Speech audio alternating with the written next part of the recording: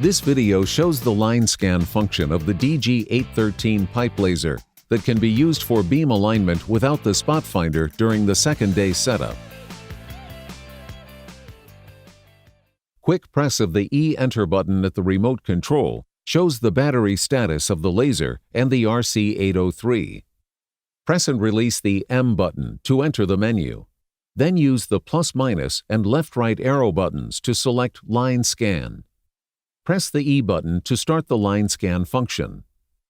The beam starts moving automatically to the left and right limits, which will be indicated with a moving black block on the display.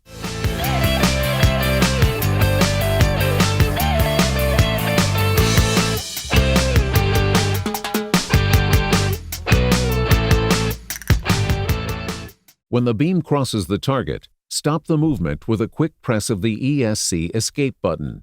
Use the left-right buttons for final beam adjustment to the bullseye center.